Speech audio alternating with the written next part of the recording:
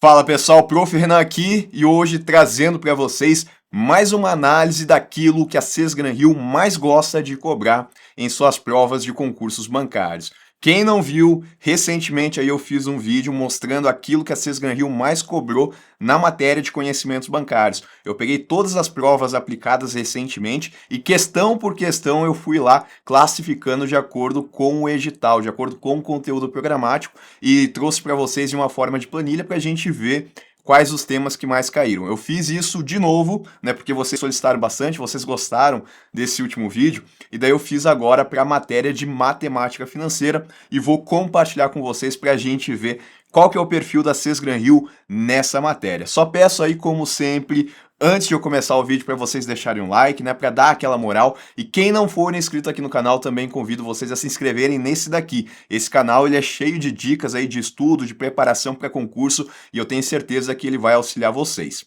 Seguinte, galera, como vocês sabem também, recentemente eu fiz um curso de matemática financeira, né? Coloquei lá na plataforma do meu curso. E aí, para fazer esse curso, eu tive que identificar qual que é o padrão da Sesgran-Rio, o que ela gosta mais de cobrar. Então, essa análise que eu estou fazendo, eu esperei ela, né? Esperei para lançar ela, depois que eu tivesse o curso todo pronto para poder trazer com mais propriedade para vocês, igual eu fiz com conhecimentos bancários. Então eu vou compartilhar aqui com vocês só para mostrar como que são os editais da Sesgran-Rio na matéria de matemática financeira. Essa planilha aqui que vocês estão vendo, ela vai trazer para nós os editais recentes aí, por exemplo, Banco do Brasil de 2023, Caixa de 2024, Banese que vai ter a prova agora em 2025 e Banco da Amazônia de 2024, todos elaborados pela Sesgran-Rio. E a gente vai notar aqui, né, que o do Banco do Brasil ele tem um escopo menor, né, são menos itens que estão aqui no conteúdo programático, ele é mais sintético. Mas a partir do Banco do Brasil, isso começou com a Caixa Econômica, o conteúdo ele veio maior.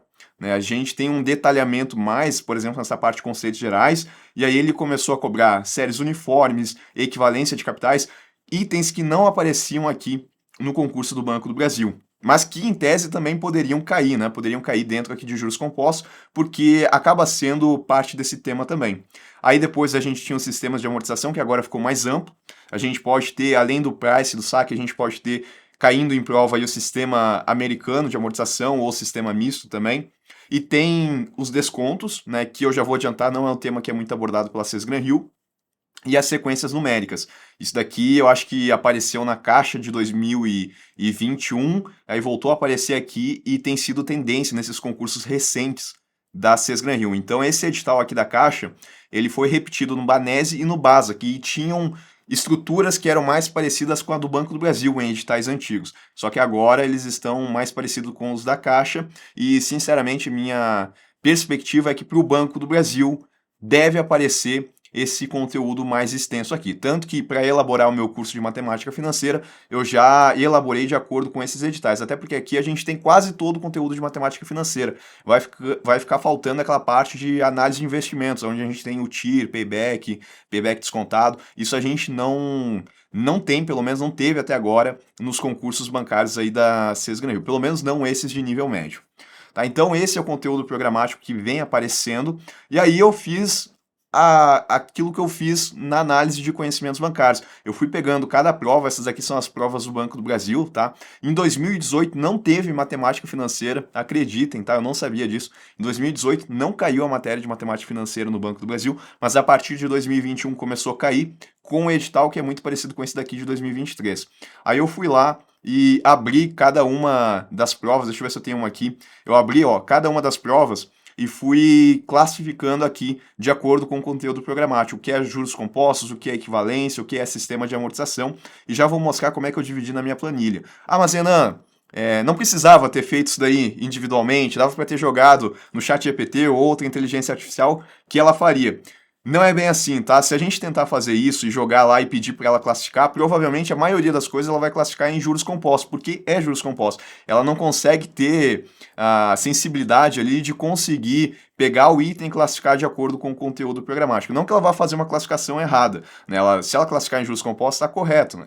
Acaba sendo derivado de juros compostos, mas não é o que a gente quer saber, né? Então eu já tentei, já joguei em inteligência artificial, só que ela não traz uma análise tão boa. Agora, diferente de mim, né, que aí tenho, acho que mais de uma década já envolvido com concursos, eu consigo ter essa sensibilidade para classificar para vocês exatamente sobre o que é aquele tema dentro do conteúdo programático.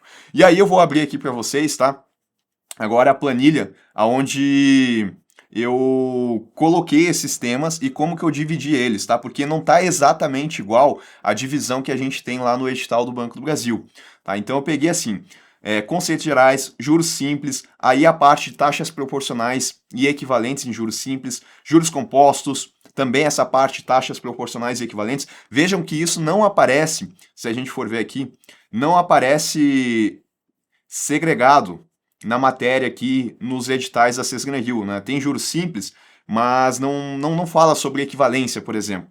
Só que é um tema que, se cair, ele vai cair porque aparece juros simples, porque aparece juros compostos, então ele pode cair. E embora a Sesgran-Rio não tenha feito essa divisão, eu fiz, porque a gente quer saber aquilo que mais cai, né? Ou pelo menos saber o quanto que cai nas provas. O meu curso, ele tá muito parecido com isso, tá?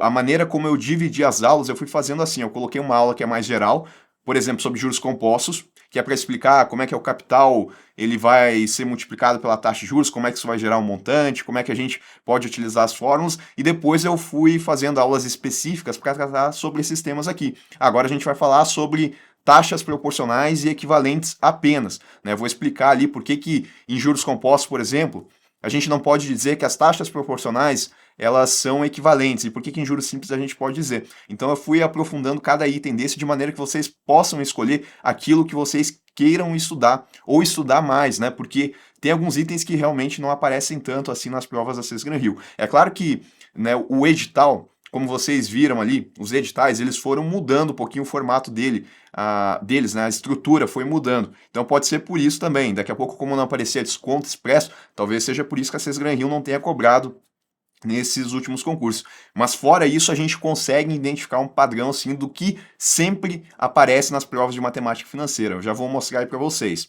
Tá? Então fui dividindo assim e antes que vocês me perguntem, né, porque eu sei que vocês vão perguntar, essa planilha aqui eu vou deixar ela para vocês depois que eu terminar o vídeo aqui. Eu vou deixar ela aqui, ó, na trilha de conteúdo adicional. Aqui na trilha já tem essa daqui de conhecimentos bancários, né, que vocês solicitaram, eu coloquei o vídeo aqui e coloquei a planilha para vocês depois acessarem ela, enfim, com a análise que eu fiz, e vai ter um novo item aqui que vai ser esse de matemática financeira. E se vocês gostarem, né, se vocês apoiarem, deixarem o like e quiserem também análise de outra disciplina, aí eu vou, na medida do possível, eu vou me programar também para gravar esse vídeo, tá? É que era muito oportuno eu fazer o de matemática financeira porque eu acabei de fazer o curso, né? Então eu fiz o meu curso olhando para aquilo que a Sesgran-Rio ela gosta de cobrar. E vocês vão ver aqui, né, a divisão exatamente do jeito que eu falei para vocês. Então, ó, tem essa parte de conversão linear exponencial que praticamente não cai na Sesgran-Rio, mas eu coloquei aqui porque não dá para a gente estudar também só baseado naquilo que já caiu, porque se ela mudar um pouquinho a estrutura da prova, pode ser que vocês não estejam preparados para isso.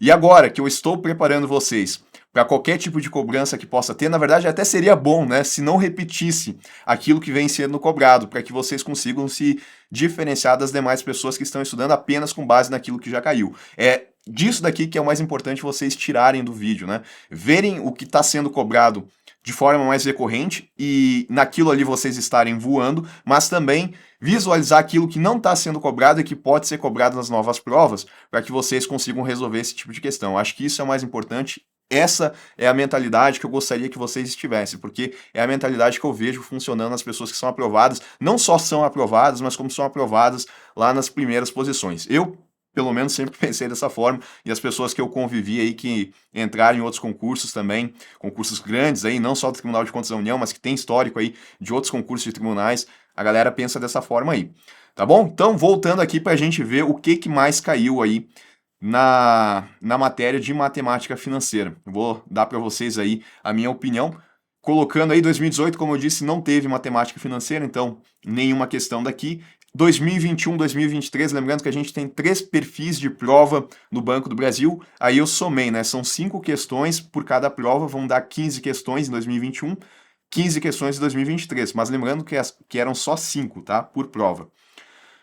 E aí a gente vai ver que juros simples é uma matéria que aparece, né? Apesar de as contas serem mais fáceis em tese, é uma matéria que ela aparece, sim, a Sesgran-Hill, ela gosta de cobrar, a gente vai ver aqui, ó, que em todas as provas praticamente, o tema de juros simples ele foi abordado, tirando aqui o Banco da Amazônia, né, que não teve tantas questões, mas agora, essa parte aí de concursos nacionais, como Banco do Brasil e Caixa, veio bastante. Só que daí o que que ela faz? Ela não vai dar uma questão simples de calcular o montante, não. Quando ela coloca juros simples, embora o cálculo dos juros, em tese, seja mais fácil, ela acha alguma maneira de deixar a questão mais difícil. De, por exemplo, colocar um imposto sobre o capital, dá o valor do imposto, mas não dá o valor do capital, e aí a partir disso a pessoa vai ter que se virar para achar o capital, para achar o montante. Tipo, ela não entrega a questão ali só para a pessoa calcular o montante, ela elabora a questão de uma maneira mais complexa, e aí ela pede com base nas informações que ela trouxe ali para a pessoa resolver o exercício. Ou então, um tipo de questão que aparece bastante é quando ela coloca um boleto que foi pago em atraso. E daí, se foi pago em atraso, tem juros de mora e juros diários. E aí é juros simples. Aí esse tipo de questão é bem tranquila de ser resolvido. Tem aparecido bastante aí, pelo menos uma questão por prova a gente vê aparecer. E de juros simples, né? E dentro do tema de juros simples, esse tipo de questão. E é uma questão que, sinceramente, eu acho que não vai diferenciar ninguém, porque quem estudou matemática financeira consegue resolver. E daí fora essas outras questões mais complexas que tem que fazer o candidato pensar um pouquinho. Aí a gente vê aqui que taxas proporcionais e equivalentes em juros simples apareceu muito pouco, embora tenha aparecido, tá? Mas não é um tema muito difícil.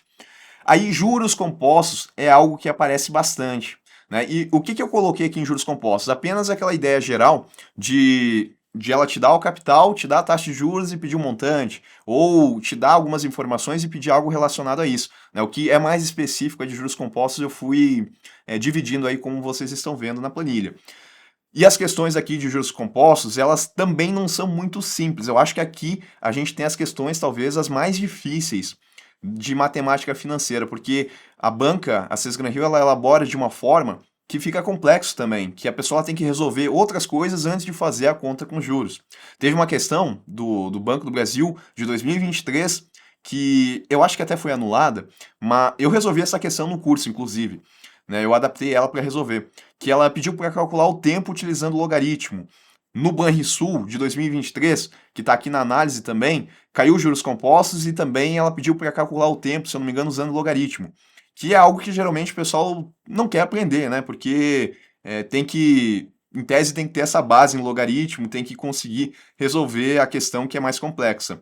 Mas a Sesgran-Hill ela cobrou, então eu acho que a Sesgran-Hill ela está querendo, quando ela quer dificultar um pouco, ela coloca aqui em juros compostos. E sempre tem questões sobre esse tema. Taxa real e aparente não é um tema que está específico em nenhum dos editais ali que eu olhei, mas em tese também é dentro da ideia de juros compostos. E não é um tema que foi cobrado. Agora, não é porque não foi cobrado que eu não vou estudar. É justamente esse tipo de tema que nunca apareceu, que pode aparecer, que eu acho que vocês têm que estar preparados se aparecer. Até porque também não é tão difícil. Esse tipo de questão aqui, ela não vai, como é que eu posso dizer? Eu acho difícil ela fazer uma questão muito elaborada, muito complexa, como ela faz em juros compostos. Então, se vocês souberem o conceito, vocês conseguem resolver. Mas quem se basear apenas pelo que caiu não vai estar estudando isso daqui. Equivalência de capitais, esse é um tema, tá, que em tese, equivalência de capitais, séries uniformes, sistemas de amortização são parecidos, né? Aí eu resolvi separar aqui por equivalência de capitais aquelas situações aonde a gente não tem uma série uniforme de pagamento, não é tabela price. Daí eu coloquei aqui, a gente vai ver que também é um tema que a partir de 2023 aqui ele foi bem abordado, né?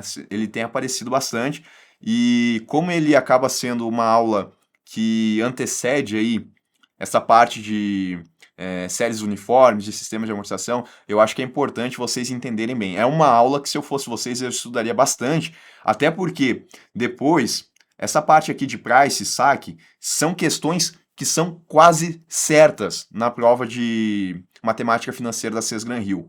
Tá? Então, não é que tenha um percentual muito grande de questões em cima disso, mas nas provas sistema de amortização, seja o price ou seja o saque, eu até vejo uma preferência assim pelo price, né? Eu notei isso, né? A gente vai ver aqui nas provas mais recentes que, por exemplo, aqui no Banrisul apareceu duas, enquanto que de saque apareceu uma, no Basa de 2021 apareceu uma. E eu acho que aqui no Basa de 2021 foram só duas questões de matemática financeira, porque aqui era matemática e dentro de matemática a gente tinha matemática financeira. E aí só duas questões de 5 ou 10 que tinham lá, e dessas duas, uma foi sobre sistema de amortização, foi o Price. Então me parece que o Price é um pouquinho mais querido pela Cesgran Hill, eu estudaria bem, e sistemas de amortização como um todo eu também estudaria, porque é um tema que, embora percentualmente não tenha uma cobrança tão alta, que nem mercado de câmbio e conhecimentos bancários, é uma questão quase certa na prova. Eu não acho que as questões aqui sobre sistemas de amortização da Cesgran Hill sejam muito complexas, mas é bom se preparar para como se fossem, né? Porque daqui a pouco, se ela quiser apertar nessa matéria, vocês vão conseguir acertar. E aí, séries uniformes, vejam que aqui não teve nenhuma questão, né? Mas por que que não teve? Porque quando era uma série uniforme, eu coloquei como price, porque é a mesma coisa. Agora, quando era renda diferida e perpétua, aí eu colocaria aqui em séries uniformes, só que a gente não teve nenhuma questão sobre esses temas. Então, é legal vocês saberem sobre isso, mas se eu fosse concentrar a resolução de questões, pensando aí para a prova, eu não gastaria, não levaria muito tempo resolvendo questões sobre esses temas aqui. Saber a fórmula, entender o conceito, eu acho que é mais que suficiente. Eu dedicaria meu tempo mais para resolver questões que são mais complexas de juros compostos, para pegar esse perfil da Cesgran Hill, e não só da banca Cesgran Hill, tá? De outras bancas também. Outras bancas também dificultam. A FGV, pega questões da FGV sobre juros compostos, sobre sistema de amortização. São questões complexas. E aí vocês vão conseguir, então, se acostumar com esse tipo de cobrança. E não só calcular capital, montante e tudo mais.